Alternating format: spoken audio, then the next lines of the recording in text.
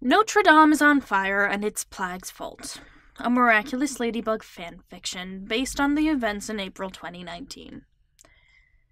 If you can't tell by the tone of my voice, or once you finish reading this, or listening to this, or what have you, this entire work is satire. I waited a few months to post it, although I think there are a lot more things that are far more deserving of the attention that we gave Notre Dame. Anyway, moving on. I'm gonna get so much hate for this fic. Dude, did you see what happened? Adrian woke up to a text from Nino, groggy from a sweat-soaked sleep. What? He typed, his fingers a bit numb. Turn on the news! Before he could respond, another text bubbled up. Actually, just look out your window. You probably have a better view of it. He peeked above his blankets, noticing the sky was darker than it usually was this time of afternoon. It didn't look like clouds, though. It was more like smoke. Adrian leaped out of bed, running to press his palm to the window. "Plague!" he shouted. "Transform me!" Silence greeted him instead of his partner. Plague? He yelled, turning around. Where was he?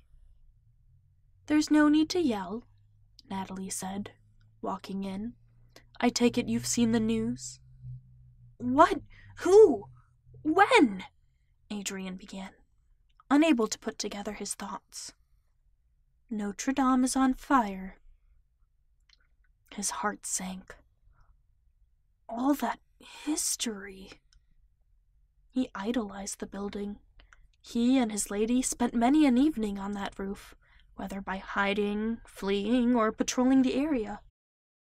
"Well, not really," Natalie said, pushing up her glasses. What? "It's not the first time it's fallen. Paris does have a bloody history. Revolutions and all that. But it's a staple of... It's Parisian propaganda, really. Beautiful, yes, but propaganda. It was said to be torn down in the 19th century, you know. It fell to neglect and disrepair." But they built it because it was gorgeous, right? Former glory and all that?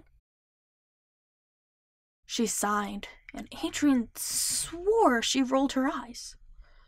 "No. There was an author who could see it from his apartment window and was such a fan for who knows what reason that he wrote a book to popularize the place again." What? "Victor Hugo. He wrote The Hunchback of Notre Dame to save the building." Wait, seriously? "Yes. He loved the broken building so much he wrote a bestseller and the people idolized it, shaming those who wanted to tear it down." So, what you're saying is... People are whining about 1,000 years of history burning, but it isn't. The spire's fallen, but that work was done in the 19th century. Besides, the statues and the like were removed because they're remodeling it anyway. But surely some things are lost. She shrugged. "The stained glass, but the stonework still has its original integrity." So, let me get this straight. "Yes?" We only had the Notre Dame as a national tourist spot. Adrian paused for effect. Because some dude wrote fan fiction for it? He heard her bite back a sigh, a grin plastered across his face. "I would use other words, but yes. The building was restored because Victor Hugo wrote fan fiction about it." Adrian turned back to the window. That's so cool. "Now, if you'll excuse me, you seem to have calmed down," Natalie said, turning to leave. Wait. "Yes?" What caused it? She shrugged. "We'll find out eventually. Probably something from the current renovation. Adrian turned back to the window, peering out at the damage. Well, it wasn't as heartbreaking as he thought, but people all over the world romanticize the cathedral. Hey. Plagg floated through the window. Where were you? Adrian asked. I thought there was a cheese shop by Notre Dame, but some tomcat tried to chase me away. I had to run up to the spiral. He hesitated a moment. Plagg, he began, clapping his hands together. Did you touch anything? What? He exclaimed, looking betrayed. I was chased by a tomcat. I'm the victim. What did you do?